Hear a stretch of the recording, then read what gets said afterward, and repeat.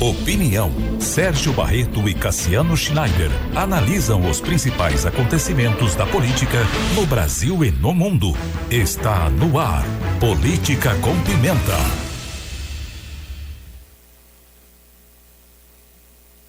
Estamos de volta na apresentação do seu Repórter Cultura, edição desta terça-feira, dia 9 de abril. Olha só, hora certa por aqui, sempre no oferecimento de Lojas Hart, desde 1921, sempre presente. São 7h46 e já estamos no ar aqui com o nosso Política com Pimenta, edição desta terça-feira, então dia 9 de abril. Nossos comentaristas já estão a postos aqui para começar o debate. Vou começar cumprimentando, claro, doutor Sérgio Barreto, muito bom dia, seja bem-vindo. Bom dia, grande amigo Odair, aos teus ouvintes, ao nosso amigo Cassiano. Cassiano Schneider, bom dia, seja bem-vindo. Bom dia, Odair, bom dia, doutor Sérgio, bom dia a todos os ouvintes da Rádio Cultura, uma ótima terça a todos. Muito bem, vamos lá, vamos começar o nosso debate então. Hoje a gente vai ter debate aqui com um tema único, porque afinal tem muita coisa para comentar a respeito desse assunto que começou lá no final de semana. O Elon Musk, que é um multibilionário, não é milionário, é multibilionário, é dono de uma das suas empresas é o X, o antigo Twitter, essa rede social famosa no mundo inteiro, muito utilizada no mundo inteiro, e ele começou uma provocação, vamos dizer assim, ao Alexandre de Moraes, comentando uma publicação do Alexandre de Moraes. Se não me engano, o Alexandre de Moraes estava parabenizando o Lewandowski lá pela prisão dos fugitivos lá de Mossoró, enfim, e do nada chega ali o Elon Musk e faz um comentário lá pro Alexandre de Moraes, numa publicação dele: por que vocês têm tanta censura, vocês exigem tanta censura no seu país? E aí começou uma escalada de comentários pelo Twitter do Elon Musk e tal, ameaçando, e também tudo isso surgiu a partir de uma reportagem de um jornalista americano chamado de Twitter Files, onde ele expôs aí alguns documentos do antigo Twitter ainda, em que ordens judiciais, aliás, sem ordem judicial, apenas ordens do Supremo Tribunal Federal, sem o devido processo legal, solicitando que fossem impedidos de estar no ar perfis aqui no Brasil, e basicamente perfis ligados à direita do espectro ideológico por aqui. E outra situação que o Elon Musk publicou no dia de ontem também, depois no final de semana, de que Alexandre de Moraes emitia os pedidos para o Twitter e dizia para que eles não dissessem que era o Supremo Tribunal Federal a origem dos pedidos, mas que usassem os termos de uso da própria plataforma para justificar o cancelamento e a retirada do ar aí de determinados perfis. Enfim, e essa escalada continuou. Ontem, mais uma vez, o Elon Musk chamou o Alexandre de Moraes de ditador e dizendo que tem o presidente Lula na coleira. Olha só a escalada do que o Elon Musk está dizendo aí no Twitter.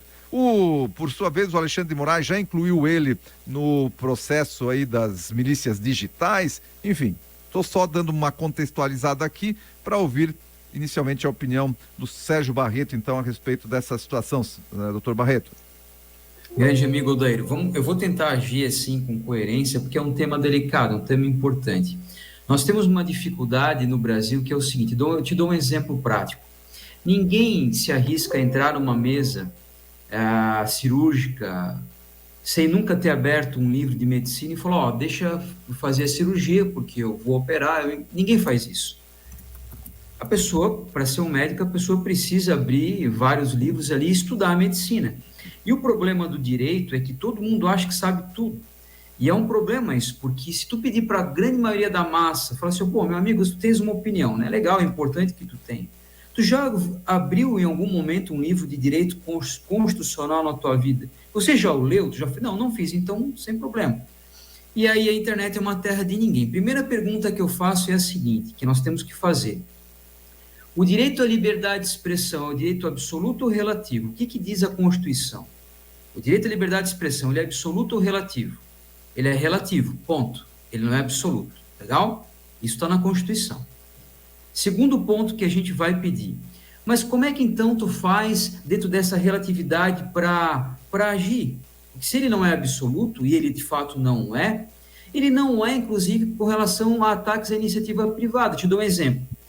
É livre a manifestação do pensamento, sendo vedado o anonimato, e desde que ele não ofenda a honra e a imagem às pessoas. Se a tua liberdade de expressão ela não pode ofender a honra e a imagem das pessoas, quem dirá princípios fundamentais de hierarquia superior? Mas aí a gente ia ter que falar de hermenêutica jurídica, que se as pessoas não sabem nem que o poder, o teu direito à manifestação, elas não sabem que ele é relativo, quem dirá discutir hermenêutica jurídica com essas pessoas? Hermenêutica jurídica nada mais é do que o estudo da interpretação das normas jurídicas. Nós temos bens jurídicos que o direito, o Estado tutela. O direito à vida, por exemplo, vocês concordam comigo que é um direito hierarquicamente superior ao direito ao patrimônio. E é por isso que o Código Penal dá uma pena de 6 a 20 anos no caso de homicídio e de 1 a 5 anos no caso de furto. O direito, ele tutela bens jurídicos, então ele tutela o bem jurídico à vida, como de maior importância com relação àquele do patrimônio. A hermenêutica jurídica nada mais é do que a interpretação das normas jurídicas dentro de uma escala de importância. Então, vamos lá. Se a minha liberdade de expressão ela não é absoluta, e isso está em todos os livros do mundo de direito constitucional, basta abrir o livro e ler. Se esse direito não é absoluto, ele é relativo. Ele é relativo em que momentos? Dentro de uma hierarquia de normas, o Estado de Direito ele está acima. Em um determinado momento, surgiu um homem no Brasil chamado Jair Messias Bolsonaro, e esse cara se achou no direito de atacar todo mundo. Ele se achou no direito de falar que tinha provas contra o Tribunal Superior Eleitoral, todo mundo parou para assistir esse cidadão. No dia da live ele disse, olha, infelizmente eu não tenho provas. Ele se achou no direito de atacar o Poder Judiciário sistematicamente sem provas de nada. Ele se achou no direito de de querer dar um golpe, tem uma folha lá, tem uma folha escrita lá, o planejamento do golpe. Esse cara, chefe da Polícia Federal, já tentou suicídio, está até hoje preso. Os amigos dele, todos os amigos do Lula estão soltos, livres, ricos, ou todas essas coisas. Todos os ex-amigos do Bolsonaro estão presos, sem nada, longe da família, né? E se chama lealdade, porque ele é muito bom para fazer escândalo, ele é muito bom para querer dar golpe. Aí quando aquela velhinha pega a espada de São Jorge para matar o réptil, ele pega o avião, pica a mula e vai para Orlando comer picanha na casa de um lutador de MMA. Mas vamos lá, no que tange a isso, nós tivemos no Brasil uma enxurrada também de fake news dessa direita, uma enxurrada. E o Poder Judiciário fez o que? A internet não é terra de ninguém. A internet não é terra de ninguém. E hoje ela é terra de ninguém. Se você pegar uma criança de 7 anos, e ela digitar a palavra sexo, por exemplo, hoje, dia 9 às 7h54, uma criança de 7 anos, ela vai ver todo tipo de conteúdo adulto, todo tipo de pornografia. O Brasil é o campeão em pornografia infantil em consumo, só perde para abuso sexual de criança para o país de Elon Musk, onde tudo é totalmente liberado.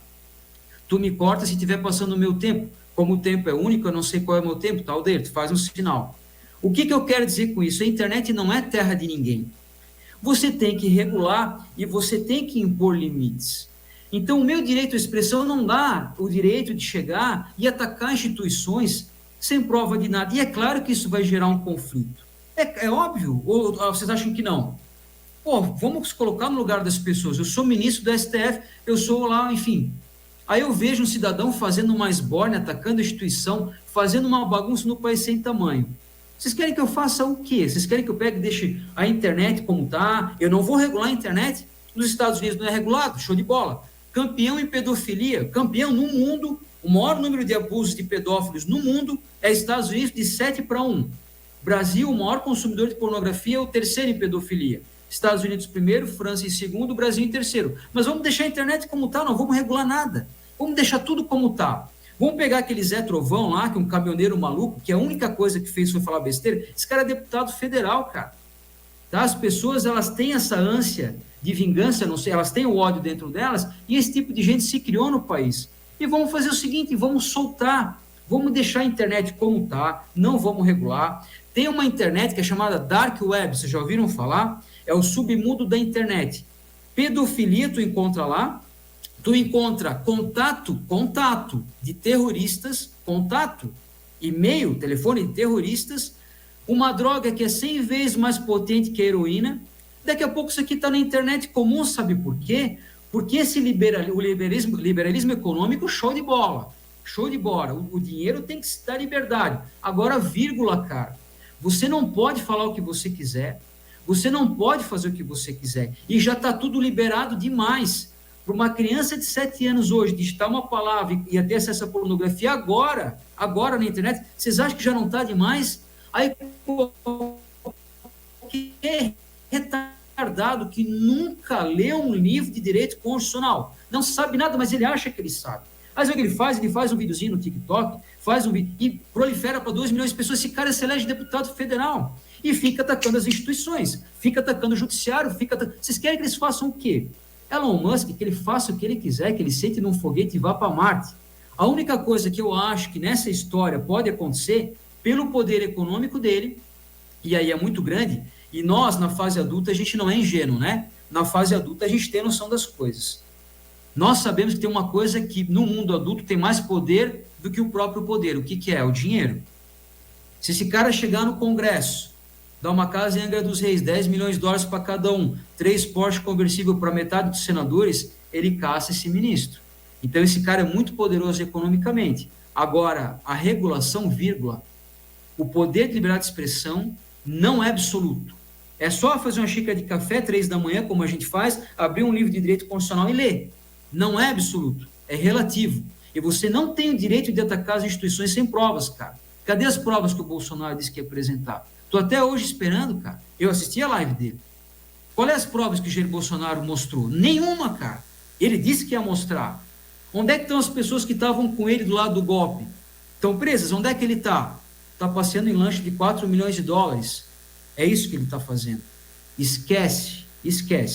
Não sou o mais fã do ministro Alexandre de Moraes, mas tem muita coisa que esse cara está fazendo que é certo. O inquérito do fim do mundo está errado. Tem muita coisa que ele fez que a gente achou que foi um equívoco. Agora, regular a internet? Como não regular a internet? É obrigação moral regular a internet, cara. Isso aqui não é uma terra de ninguém. E hoje a internet é terra de ninguém. Muito bem, vamos lá para o Cassiano Schneider, então, também com espaço aí para suas manifestações, Cassiano. Bom, em primeiro lugar, é importante nós definirmos o conceito da internet, né? Internet nada mais é, né, do que uma rede mundial de computadores e dispositivos eletrônicos. E é um resultado direto de um avanço tecnológico, né? Promovido aí pelo campo da mídia, né? Da mídia, e como sendo um meio de comunicação, e hoje o meio de comunicação mais difundido e mais democraticamente acessado, né? No sentido de que qualquer pessoa pode acessar, pode criar um perfil em uma plataforma digital, em uma rede social, e assim pode expressar e emitir a sua opinião sobre qualquer assunto, né, variado. A partir do momento que você tem um desenvolvimento tecnológico, como ocorreu aí no final dos anos 80, os anos 90, e com muito mais impulsionamento agora nos anos 2000, você tem, então, novos meios de se comunicar, né? E você sai de uma era de restrição e de escassez de informação, que era controlada apenas pelas grandes mídias, como televisão, rádio, etc. E você passa, e jornais, né? E jornais impressos também muito forte, e você passa a uma era de abundância da informação, onde qualquer cidadão pode ter acesso a uma informação e propagá-la de maneira liberal, né? De maneira autônoma, até o momento em que, eventualmente, essa divulgação de informação infringe alguma lei estabelecida naquele país. Pois bem, o que diz a Constituição, o artigo 5º da Constituição brasileira, é livre a manifestação do pensamento e a procura, o recebimento e a difusão de informações ou ideias por qualquer meio e sem dependência de censura, respondendo cada um nos termos da lei pelos abusos que cometer. Então, na realidade, a legislação, ela já tem as suas punições, né? Já possui as suas determinadas penalidades para quem cometer abusos em relação à liberdade de expressão. O que esse texto, na realidade, ele mostra, para uma pessoa até relativamente leiga, que vai pegar e vai fazer a leitura, vai entender que a liberdade de expressão é plena. E como de fato ela é uma liberdade plena. Ela é plena até o momento em que você, por exemplo, incorrer em algum crime, né? Crime previsto justamente na Constituição ou na legislação penal. Por exemplo, o que é fake news? Fake news foi um termo inventado no cenário político e que foi muito utilizado pelo ministro Alexandre de Moraes enquanto presidente do TSE e por seus companheiros ali de turma, muito utilizado para se referir aos candidatos ou candidatos à eleição daquele momento, principalmente do espectro da direita, no momento em que eles expressavam a sua opinião. Estão emitindo fake news, mais uma fake news da direita, gabinete do ódio e uma série de expressões que a gente escutava por parte do TSE e por parte também dos candidatos de esquerda. Mas o que é fake news? Não existe fake news hoje na legislação brasileira. O que existe são os 3 termos que nós muito bem conhecemos: injúria, calúnia ou difamação. Então, se, por exemplo, alguém se sente lesado por outra pessoa que está emitindo uma opinião numa plataforma, numa rede social, então ela tem que processar, né, acionar aquele cidadão que emitiu aquela opinião por injúria, calúnia ou difamação, dependendo aonde se encaixa, em qual dos 3 termos se encaixa o crime que ele teria cometido, então, ao expressar a sua opinião. E é muito simples, só que o judiciário brasileiro está criando uma tempestade em copo d'água, inventando termos e expressões como se isso fosse a lei brasileira. E não é. Não existe legislação falando sobre fake news. Se não existe, precisa ser legislado e regulamentado, ok, mas daí é uma discussão que tem que partir do Congresso. Hoje, enquanto não existe nenhuma legislação sobre isso, o ministro Alexandre de Moraes não pode abrir inquérito de fake news, não pode abrir inquérito de milícias digitais, porque esses termos não existem. E o que existe é o que está na Constituição: injúria, calúnia ou difamação. Quando a expressão da opinião atingir esses termos, ultrapassar esses termos dentro da legalidade, aí sim eles têm que ser processados por aquilo que está já no Código Penal. Então, o que eu quis dizer com tudo isso? O meio digital, a internet, assim como o próprio Twitter e outras redes sociais, eles são apenas mais um meio de comunicação resultado de um avanço tecnológico. Então, o que o Elon Musk está fazendo não é aquilo que a Globo e o UOL estão dizendo, mais um ataque de Elon Musk e as instituições, que é aquilo que eles falavam também de Jair Bolsonaro, mais um ataque às instituições. Ataque é uma narrativa, é uma maneira de ver as coisas, mas na realidade o que todos estavam fazendo e que o Elon Musk está dizendo é uma crítica. E uma crítica está dentro das permissões que aquele artigo 5º da Constituição prevê. Então, o que o Elon Musk está fazendo é apenas expor os fatos de acordo com a leitura e com a visão dos fatos que ele está tendo no momento. Não existe nenhuma ilegalidade no que ele está fazendo, e ele, obviamente, agora começou a ser processado, ele foi inserido no inquérito, aliás, das milícias digitais, por quem? Pelo ministro Alexandre de Moraes, que cada vez que ele faz isso, cada vez que o Moraes ele coloca alguém dentro do inquérito das milícias digitais, dentro do inquérito ilegal das fake news, mais uma vez ele corrobora as atitudes ilegais, ilícitas que o próprio ministro está cometendo. E isso a gente pode deixar de forma bem clara. E o que eu estou falando aqui, eu posso ser processado. O ministro Alexandre de Moraes, se escutar essa entrevista, ele pode simplesmente dizer o seguinte: bom, agora eu vou incluir o Cassiano no inquérito das milícias digitais. Mas a Constituição, o artigo 5º, me permite dizer o que eu estou dizendo, porque eu estou fazendo uma crítica, eu não estou injuriando ninguém. O que eu estou narrando os fatos, assim como Elon Musk, assim como qualquer outra pessoa que pode dizer o mesmo. Em relação à questão das urnas eletrônicas, a gente tem... o fato é o seguinte: existem provas que as urnas não podem ser fraudadas? Não. Existem provas que as urnas podem ser fraudadas? Não. Então, é uma guerra de narrativas o tempo todo. Um lado vai dizer que não existe provas, o outro lado vai dizer que existe provas. E vai ficar sempre nessa discussão. É uma discussão subjetiva, é uma discussão política, é um debate político. Então, quando um fala que eu afirmo e garanto que as urnas eletrônicas são seguras, ele está exagerando, porque ele não tem prova que elas são seguras. As provas que dizem que são, foram ditas pelo TSE, mas não se pode corroborar, porque já existem inúmeras alegações, inúmeros argumentos já mostrados que sim, podem existir problemas nas urnas, mas esses problemas também não foram totalmente comprovados. Então é uma guerra de ideias, uma guerra ideológica, né, a questão das urnas. Então não se pode um lado dizer que o outro está cometendo crime quando defende ou ataca as urnas eletrônicas. Não, é uma manifestação de pensamento, uma narração, uma opinião sobre um determinado instrumento de voto. Simples. Então, já é um absurdo, por exemplo, o TSE incluir as pessoas em inquérito das fake news por atacar urnas eletrônicas. Gente, é uma opinião. Eu posso não considerar a urna segura, assim como eu não considero ela um instrumento totalmente seguro. Bom, por causa disso eu vou ser incluído na inquérito das fake news? Não. Assim como outra pessoa também pode dizer que ela considera 100% seguro e garantido o melhor instrumento de eleição, de voto do mundo. Mas eu posso discordar dela. Não é por isso que eu vou incluir ela no inquérito das fake news, como o ministro, por exemplo, Alexandre de Moraes.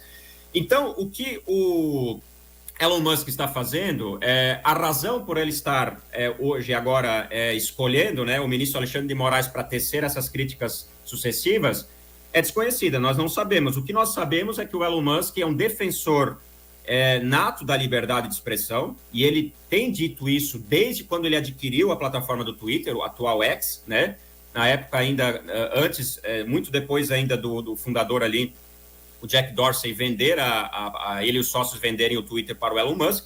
Então ele tem dito, ele tem defendido, enfatizado a liberdade de expressão. Então o que eu vejo hoje, de forma simples, Elon Musk defende a liberdade de expressão e está utilizando hoje uma das maiores redes sociais e mais influentes redes sociais do mundo para validar e para fazer aquilo que ele acredita, na liberdade plena de expressão. Muito bem, essa seria, o Cassiano acabou respondendo a pergunta agora para a gente ir fechando, né? Porque é muito interessante, né? Os comentários que vocês vão fazendo, a gente tem pena aqui de interferir por causa do tempo, porque são sempre cheios de muita informação e acho importante, né? Vocês poderem contextualizar e gerar opinião. Mas agora eu pediria aí uns 2 minutos para cada um para a gente fechar. Doutor Sérgio, o Cassiano acabou respondendo, mas depois ele complementa também. Na sua visão, o que o Elon Musk está querendo com essa situação? Consegue-se chegar a alguma conclusão? Porque agora fica no campo da opinião mesmo, né? A gente vai muito, não tem uma questão objetiva para dar essa resposta, mas qual seria o objetivo do Elon Musk estar gerando esse tipo de situação ali na rede social dele? Só libera o microfone, Barreto. Libera o microfone. Sim. Isso. Olha, eu tenho a dizer que eu, Sérgio Barreto, eu nasci em Joaçaba em 1981, sob a soberania da República Federativa do Brasil, salvo engano, fundada em 1889, né? Ou 1891, 1889 está na bandeira, né? Para mim, isso que importa. Quem é Elon Musk não importa, se ele tem dinheiro ou não, o problema é dele, ele que faça bom proveito. O país dele é campeão em pedofilia e é um país que, em termos econômicos, é exemplo, mas tem muito problema lá também. A única coisa que eu acho é o seguinte: teve uma pessoa que foi responsável pela morte de 85 milhões de pessoas. E essa pessoa nunca pegou numa arma, ela só falava. O nome dessa pessoa era Adolf Hitler, beleza? Eu vou ler aqui o artigo 359L do Código Penal. Aliás, eu queria pedir para as pessoas o que elas consideram grave ameaça. O que é uma grave ameaça? Uma grave ameaça pode ser dada por palavra? Claro que sim. Ainda mais por Jair Messias Bolsonaro, que berrava o dia inteiro e berrava contra as instituições e vomitava isso o dia inteiro. Isso é uma grave ameaça? Para mim é, diferente da liberdade de expressão. Eu vou ler o artigo 359L do Código Penal. Tentar com o emprego de violência ou grave ameaça. Pode ser por palavra, legal? Hitler não pegou em arma, show? Só atacava a instituição, é só isso que ele fazia. Abolir o Estado de Direito, impedindo ou restringindo o exercício dos poderes constitucionais. A pena é 8 anos de prisão, é por isso que Jair Messias Bolsonaro vai ser preso. Ele vai ser preso. Ele vai ser preso com base no Código Penal. Existe diferença, meus amigos. Hitler não pegou numa arma a vida inteira, só que ele falava muito. Ele pegava naquele microfone e berrava o dia inteiro, atacando as instituições, enfraquecendo as instituições, colocando o povo contra as instituições. A hora que esse cara pegou o poder, o resultado a gente sabe. Eu não sei o que... Tem várias coisas, o Cassiano está com muita razão, tem várias coisas. O judiciário não abre inquérito, isso não existe. Isso não existe. O judiciário não abre inquérito. Quem abre inquérito pede para abrir o Ministério Público. E várias vezes a Procuradoria da República foi contra. O que o ministro Alexandre de Moraes fez? Centralizou o poder para ele e mandou abrir inquérito. Ou seja, tu imagina o doutor aqui da comarca abriu inquérito, ele mesmo julga, ele mesmo acusa. Claro que houve excessos. Houve, e até caso de impeachment, sim, senhor. Sim, senhor. Agora, no caso do seu Elon Musk, negativo. Ele mora lá no país dele, lá ele vai ter que respeitar a soberania dele. Aqui, nós temos que respeitar a nossa soberania. E eu não vejo excesso em regular a internet nem o Twitter. A liberdade de expressão, ela tem um limite. Quando eu ataco a honra e a imagem das pessoas e quando eu ataco as instituições, o Estado de Direito. Para quem ataca o Estado de Direito, o lugar dessas pessoas são na cadeia. Tem um limite para isso. Com todo respeito e salvo o melhor juízo, essa seria a minha opinião. Cassiano, para você fechar então, o seu posicionamento aí sobre as principais motivações do Elon Musk e o que pode acontecer daqui para frente. Bom, o Elon Musk, ele é um ser humano, na questão do empreendedorismo, da criatividade, ele é notável, ele é acima da média, né? Estudos já foram feitos, inclusive, acerca da biografia dele. Ele era uma pessoa muito inquieta desde cedo, né? Nascido na África do Sul, depois se naturalizou nos Estados Unidos. Ele é realmente um cidadão assim acima da média que, obviamente, pode ser chamado de gênio, né? Gênio do empreendedorismo, dos negócios, da ciência, da pesquisa e da inovação. O que eu vejo hoje, como é que a gente pode... Por que será que uma pessoa, por exemplo, que tenha o tamanho da fortuna que tem o Elon Musk, que tem o sucesso que ele tem, um sucesso estrondoso no mundo dos negócios, por que uma pessoa dessa estaria influenciando, estaria, por exemplo, tirando o tempo dele para tecer críticas e abrir arquivos e revelar, né, as ilegalidades, por exemplo, cometidas aí pelo ministro Alexandre de Moraes? O que é o Brasil para o Elon Musk? Se o Elon Musk construiu a sua fortuna hoje nos Estados Unidos da América, que é a nação mais rica do planeta, e que tem, obviamente, o Twitter, que é espalhado por vários países, o que é o Brasil? Por que o Brasil? Por que não a Inglaterra? Por que não a Alemanha? Por que não a Argentina? Né? Por que não a China? Bom, porque o Brasil é relativo, né? Ainda é muito cedo para dizer a razão. Agora, o que me parece é que o Elon Musk é mais um daqueles poucos empreendedores, homens de negócios, que quando atingiram o ápice do sucesso, né, do êxito, eles querem agora dedicar o tempo para a filantropia, né? Assim como fizeram os homens mais ricos do mundo aí do passado, eles querem fazer o bem, eles querem retribuir, eles se sentem na obrigação, né? Muito provavelmente também pautados aí em valores cristãos, como a maioria dos homens de negócios, eles querem fazer o bem, sentem na obrigação de devolver aquilo que eles ganharam. Conquistaram com muito suor e muito trabalho, mas eles entendem que eles foram abençoados com aquilo, com aquela fortuna, com aquele sucesso, né? Com essa fama, com essa popularidade. Então eu vejo que o Elon Musk é mais uma dessas pessoas que ele gostaria de fazer o bem, fazer justiça. Não é justiça com as próprias mãos, é justiça utilizando os meios legais, os meios de comunicação que ele mesmo tem. Ele é um dos donos aí, ele é o dono, aliás, de uma das maiores redes sociais do mundo, e ele está tentando agora retribuir e fazer algo valioso, e que, na minha opinião, é muito valoroso o que ele está fazendo. Poucas pessoas com a fortuna que ele tem, com o dinheiro que ele tem, se colocam em risco, colocam a sua imagem em risco a ponto de lutar por algo justo e bom. Bom para a sociedade. É bom para o Brasil. Os Estados Unidos, o que ganha com isso? Eu não sei, mas ele está tentando fazer o bem para milhões de pessoas que hoje estão sendo injustiçadas. Muito bem, nós vamos ficando por aqui, uma pena, o tempo já está esgotadíssimo por aqui, sempre muito bons debates de Cassiano Schneider e Sérgio Barreto, mas eles voltam, é só acompanhar a gente a partir das 7h40 da próxima quinta-feira, que tem mais Política com Pimenta. Parabéns, meninos, até lá, Sérgio Barreto. Um grande abraço a você, um grande abraço ao Cassiano, eu acho ele muito inteligente, eu gosto de ouvir o Cassiano. Ele quase me convence, brincadeira, Cassiano. Tá muito o Cassiano tem um conhecimento grande, enfim. Um abraço para você, para o Cassiano e para os teus ouvintes. Ali. Cassiano, um abraço até na quinta-feira. Obrigado, um abraço, Odair, um abraço também, doutor Sérgio, né? Uma ótima terça a todos e a todos os ouvintes da rádio.